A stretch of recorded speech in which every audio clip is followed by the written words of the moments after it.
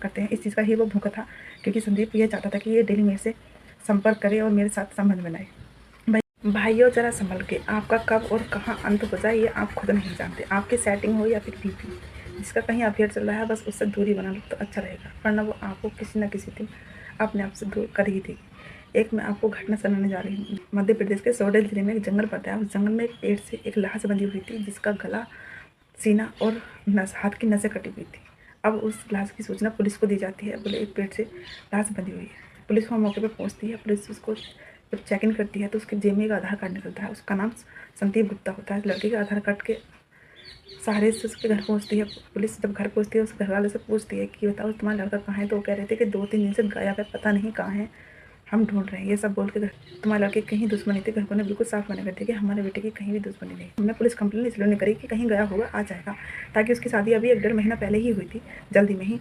फिर उसके दोस्तों से पूछा जाता है कि उसका किसी से दुश्मनी थी या फिर किसी से लड़ाई झगड़ा हुआ था। दोस्तों ने भी बता दिया कि उसका किसी से लड़ाई झगड़ा नहीं था। पुलिस बोलती है कि उसकी कोई सेटिंग थी, तो उसके दोस्त बोलते हैं कि हाँ उसकी सेटिंग थी, काजल सोनी नाम से। उसका घर कहीं दूर नहीं, उसके घर के पास में ही था। पुलिस उसके घर पहुँचती है, लड़की से पूछती है कि तूने संदीप गुप्ता को कहीं देखा है। वो बोलती है कि उस दिन तो मैं कॉलेज गई थी, मैंने नहीं देखा। पुलिस का शक बढ़ गया। पुलिस बोलती है कि जब कॉलेज गई थी तो इसी का हाथ है। उसको अरेस्ट करती है। उसको पुलिस थाने ले जाती है। थाने ले आकर जब उससे कड़ी मेहनत से पूछताछ की जाती है तो वो बताती है कि जब इसकी संदीप की शादी हो गई थी, ये मेरे से शादी से पहले डेली संबंध बनाता था। डेली हम दोनों डेट पे जाते थे, घर में बुलाता था, घर जाती थी मैं इसके। और उस शादी के बाद में ये मेरे से दूरी बनाने लगा, इसलिए मुझे गुस्सा आया, मैंने किसी और लड़के से बात करनी शुरू कर दी। अब संदीप मुझसे डेली बात करता है, शादी के बाद में भी। अब जब ये बात संदीप को पता चली कि ये किसी दूसरे लड़के से बात कैसे करती है, तो संदीप ने उसको डांटा फटकारा, पर वो नहीं मानी। अब संदीप उसको मिलने को बुलाता है, वो मिलने चली भी जाती है।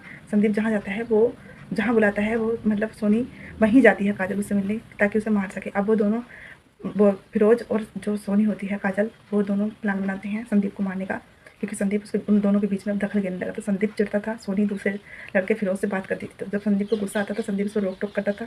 वो कहती थी कि तुमने शादी कर ली, मैं दूसरे लड़के से बात तक नहीं कर सकती। इस चलते उनमें दोनों में विवाद हुआ।